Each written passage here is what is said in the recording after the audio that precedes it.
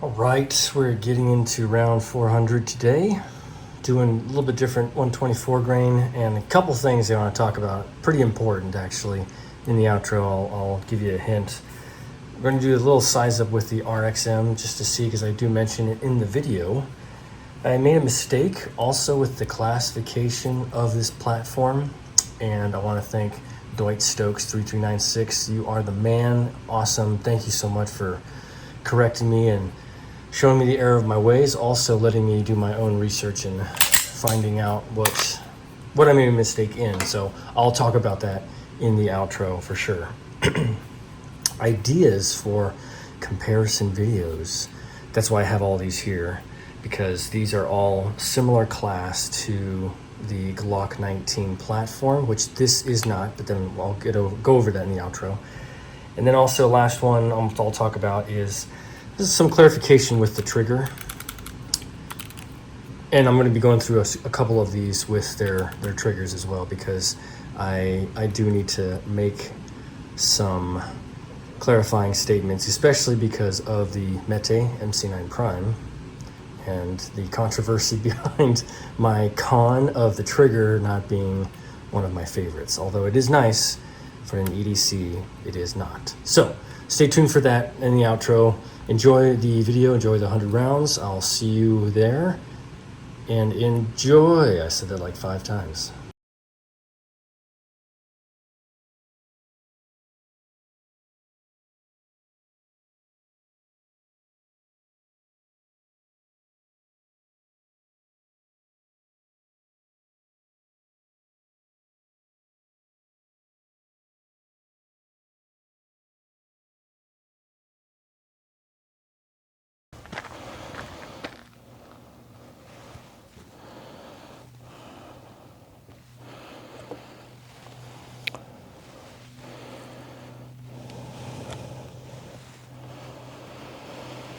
Hello, welcome back to the 1,000 round review series with the review, yours truly, on the Rost Martin RM1C.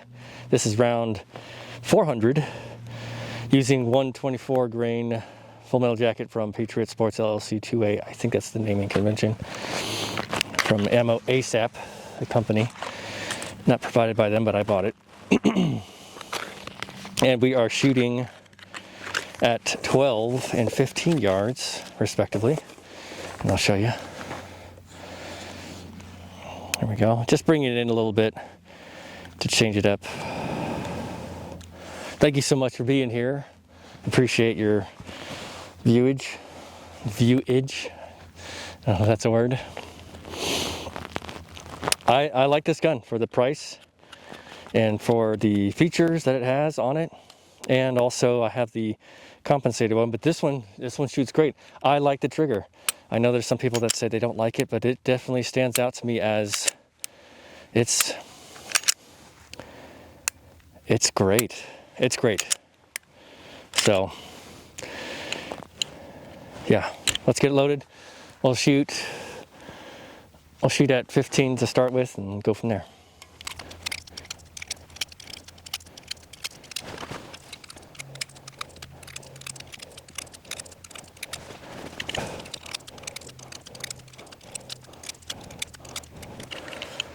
Using a G-code holster, VersaCarry mag pouch, and a VT1 concealed mag pouch.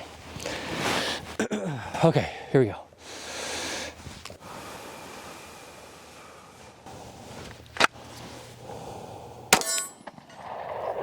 It took me a second because I was thinking about that mag release that's here, the ambidextrous one, because I could place my fingers right above it. Stuff with some other EDCs, I don't have a place to put my finger, so it's a little bit tougher.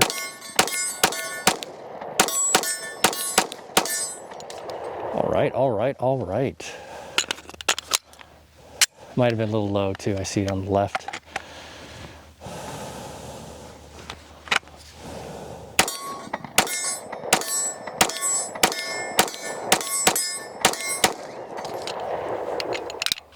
Trying to hit on the right.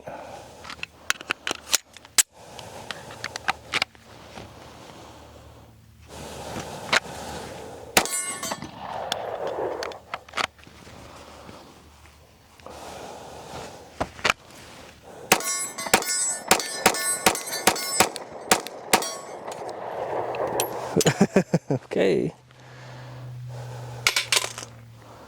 Yeah, it likes to come back on top of me like the Glock 19 Gen 3.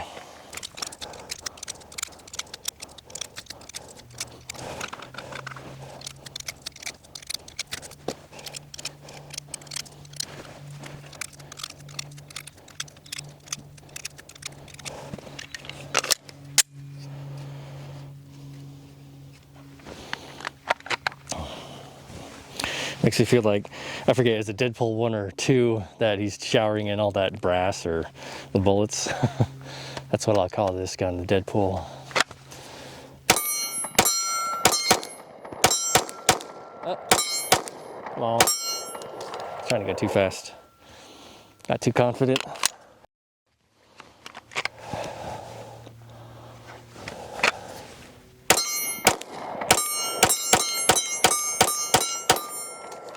You just have to hold it tighter. You use your grip and grip onto the pistol if you want to go faster.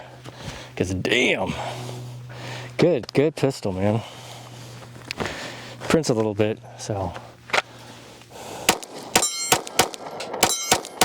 Okay, all right, I'll slow down, I'll stop. That was terrible.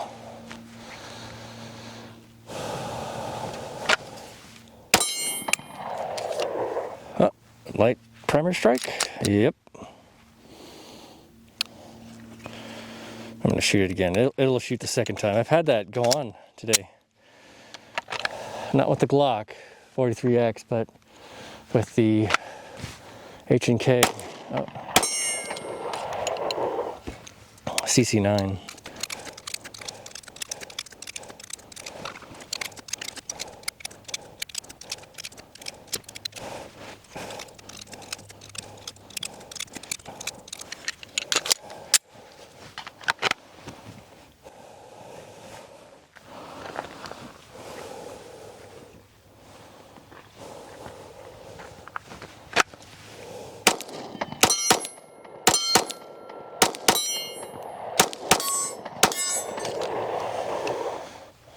Bad.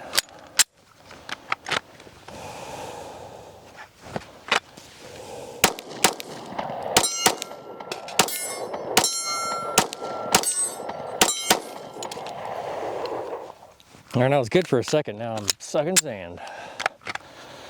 Darn it.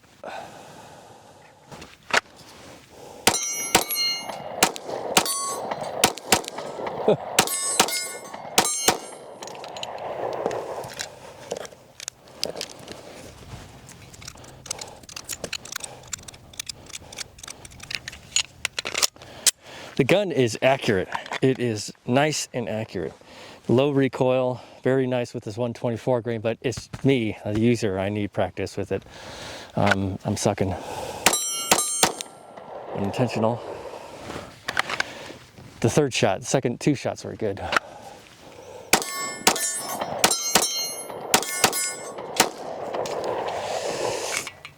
Sweet, sweet, great.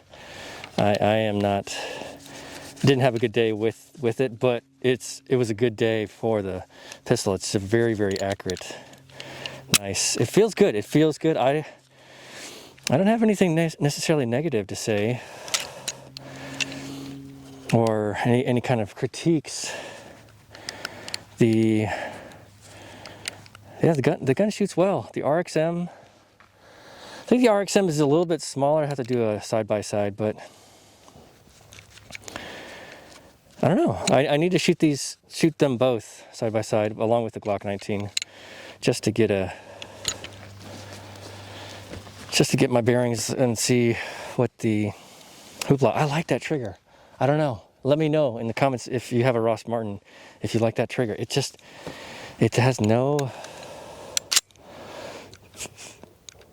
here.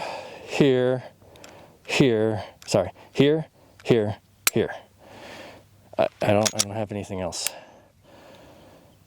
There's no squish at all. Here. I'll do it slow. That's as slow as I could do it. It was a little bit at the top, but that was it. I don't have any qualms. This is great. The more I shoot it, I like it, and for the price. I mean, whew, you can't beat $300, just like the Palmetto State Armory. We'll see, but Palmetto, the Palmetto State didn't come with the plate. I like that it comes with the plate, so that's a plus against the Palmetto State. The grip texture, I like Palmetto State's a little bit better. I wish it was all the way around, but it's a contender in that category. We'll talk about it later. This is only 400, so we'll see you tomorrow at 500. Thank you so much for joining me. Don't forget to pick up your brass, wash your ass, paint your targets, and then say hi to your mom for me. All right, first and foremost, out of the way, the shoot was awesome. The gun is accurate as all can be, but I just have to grip harder.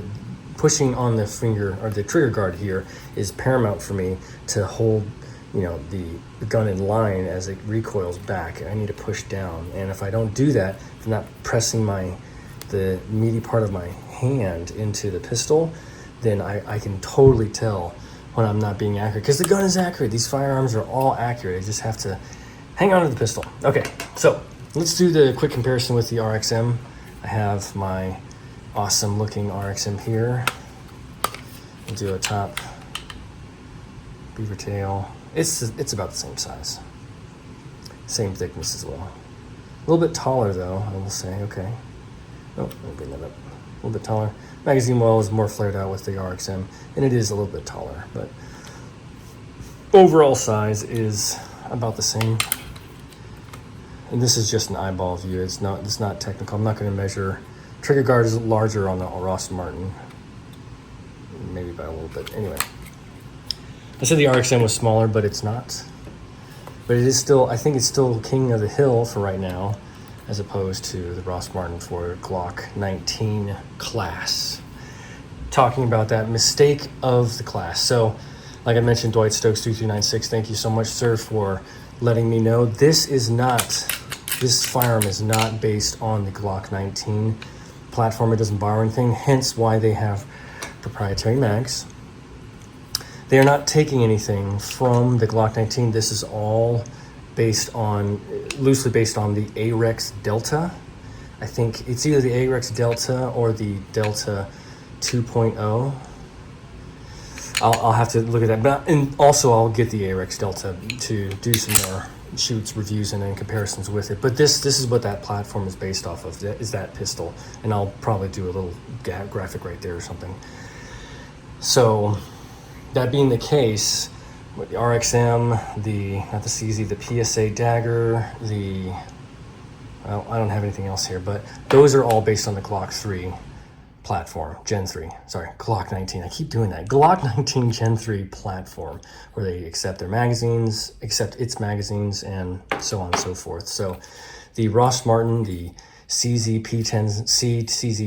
P10 family is not. This is its own separate standalone entity.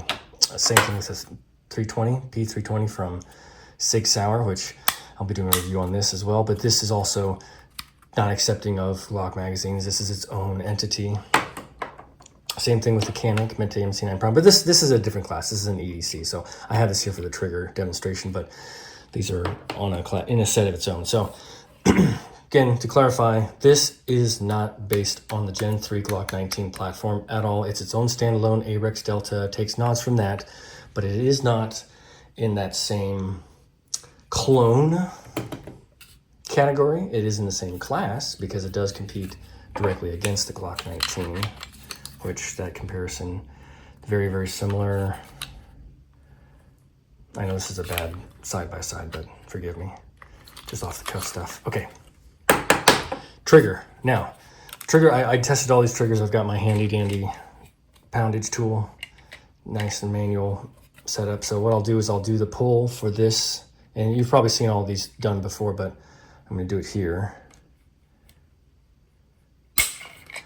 That is at 5.5. If you can see, 5.5. I'll do it one more time.